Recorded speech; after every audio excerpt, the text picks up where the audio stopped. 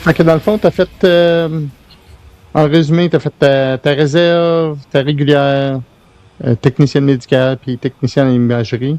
Oui. Puis après ça, t'as fait en Europe, mais t'as fait aussi à Afghanistan. Oui. Là, t'étais dans quel métier, Afghanistan? C'était plus tôt, hein? Technicien médical. Oui. Ouais. Ouais, j'étais technicien médical, j'étais à Valcartier dans ce temps-là, fait que c'est pour ça qu'on l'a déployé, parce qu'il y avait la montée en puissance en 2007. Puis c'est là que j'ai été déployé. OK. Que tu étais sur la Roto, c'était quoi, la Roto 4? Oui. Athena 4 en 2007, finissant en 2008. Oui. OK. Puis là, tu travaillais, il y avait du personnel médical un petit peu partout. C'était quelle position, dans le fond? Parce qu'il y avait, pour spécifier, il y avait du monde qui était attaché avec les troupes de combat au front, puis on avait à la clinique médicale, comme pour les... Comment je pourrais essayer de dire ça pour quelqu'un qui ne connaît pas le métier? Qu'est-ce qu'ils ont fait? Là, une clinique, là, la clinique parce que tu es rentré sans rendez-vous, puis tu avais la clinique aussi, je pense qu'il appelait ça le rôle 3 parce qu'il y avait tes chirurgies, puis... tu avais le rôle 1 qui était... Le rôle 1 qui était plus les gens qui déployaient avec les unités. Fait que tu avais le médical qui était avec, mettons, comme moi, j'avais, dans ce temps-là, j'étais avec Nick, là, celui qui est décédé. Lui était en rôle 1 avec le 3e bataillon. Fait que lui, c'était le médical pour le 3e bataillon de la compagnie, je me souviens plus quelle compagnie il était, là, soit Charlie. Compagnie C, je suis plus trop sûre. C'est la compagnie A. C'est la compagnie A du 3e qui était la A du tour, je pense aussi. Oui, c'est ça. Fait que, tu sais, lui était en rôle 1. Puis on était une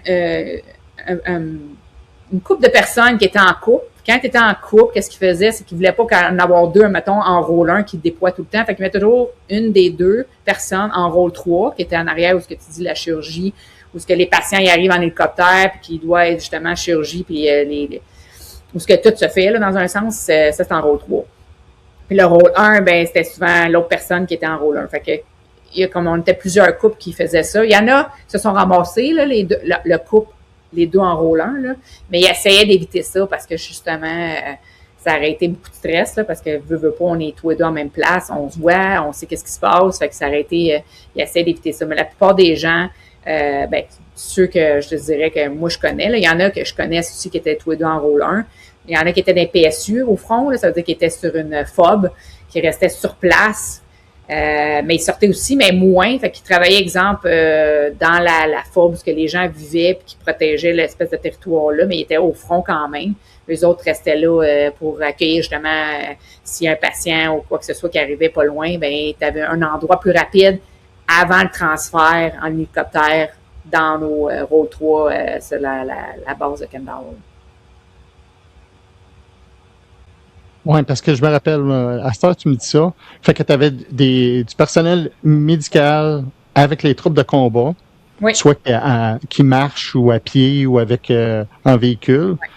Puis, si tu avais quelqu'un qui était blessé, il les amenait, dépendait du niveau de criticalité. Je sais pas si ça se dit, là. Mais, fait que quelqu'un qui avait besoin d'un besoin rapide, mais qui c'était pas critique, il pouvait les amener à la FOB. Puis là, tu avais comme une genre de toute petite clinique à la FOB avec 2-3 personnes qui traitaient le patient. Puis après ça, il se faisait évacuer au rôle 3, qui est comme l'urgence, où est-ce que tu fais les arrêts cardiaques, les opérations, tout ça faisait là, dans le fond. Là. Non, parce que les FOB pouvaient autant recevoir des gens avec des gros traumas. Là. Tu sais, quand je dis des gros traumas, le homme qu'elle a perdu, là, il se ramassait aussi sur une FOB avant nous autres, parce que qu'est-ce qui arrive, c'est que souvent, quand ils étaient blessés, les gens étaient en zone d'attaque. Fait que pour sortir de la zone d'attaque, faut que tu sortes. Tu peux pas envoyer un hélicoptère, tu peux pas envoyer n'importe quoi là-bas.